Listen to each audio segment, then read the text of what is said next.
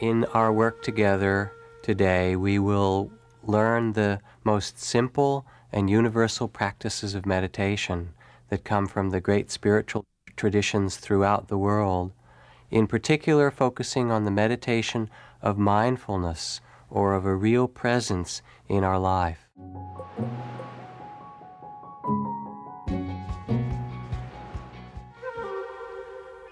Meditation is the art of inner listening. All of the great world religions, including Judaism, Christianity, and Islam, contain a mystical or meditative tradition. This tradition emphasizes the importance of daily reflection as a direct method for realizing an unmediated experience of the true nature of existence. Among certain religions of the world, particularly in the Asian traditions of Hinduism and Buddhism, meditation is viewed as the central spiritual practice. Trained in the meditative tradition of Buddhism, Jack Kornfield is one of the key teachers to introduce meditation to the Western world.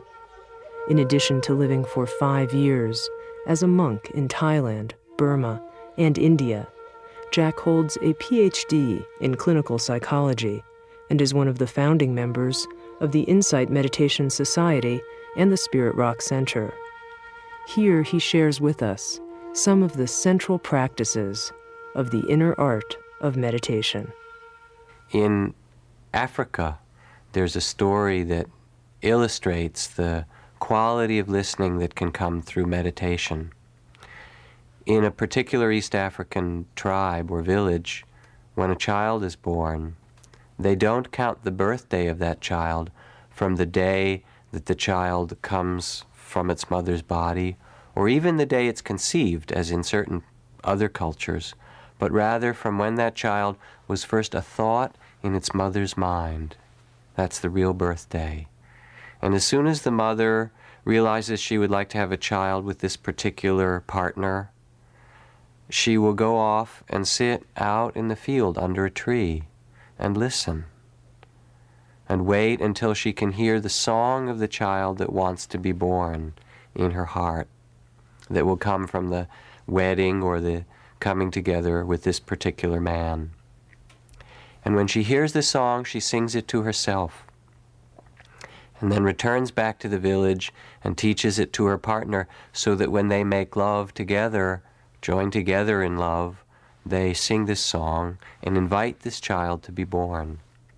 And later, as she's pregnant, she sings the song to the child in the womb and teaches it to the midwives, so that when the child is born, the first song or sound that it hears is those gathered around singing its own unique song.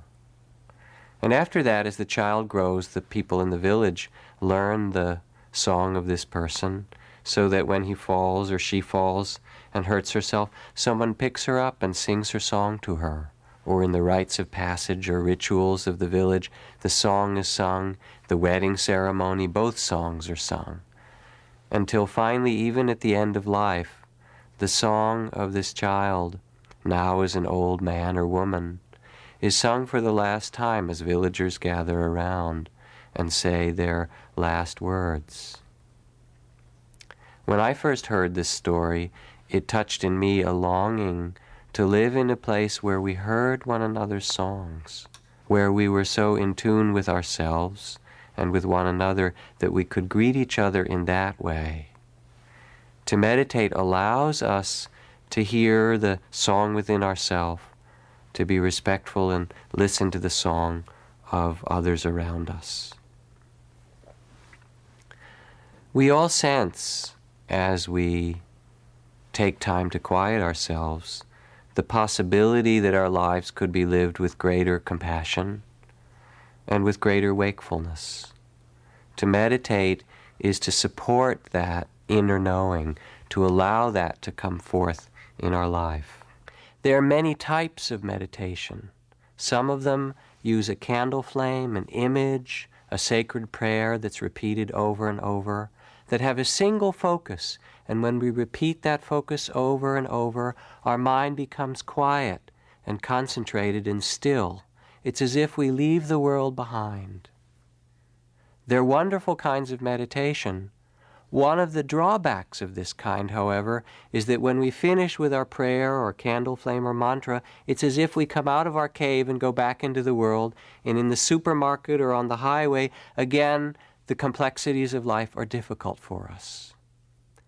A second major category of meditation, which is what we'll work with today, is the meditation that uses the process of life itself as the subject, as the focus of the meditation practice. And in that way, we will use our breath and body, the sounds, the feelings within us, our heart and mind, all of the stuff of our life as the place to focus. We'll begin, however, very simply, just by coming here to this moment, to become aware in the simplest way of what is in our own body and heart and mind. And then gradually, through the course of our time together, we'll expand the meditation to include all the other parts of our experience and end with a meditation on loving kindness, the training of the forgiving and compassionate heart. Discover on-demand videos and docuseries, explore a full schedule of daily life classes, and become part of an incredible community. At Sounds True One, we invite you inward to find your way, your way.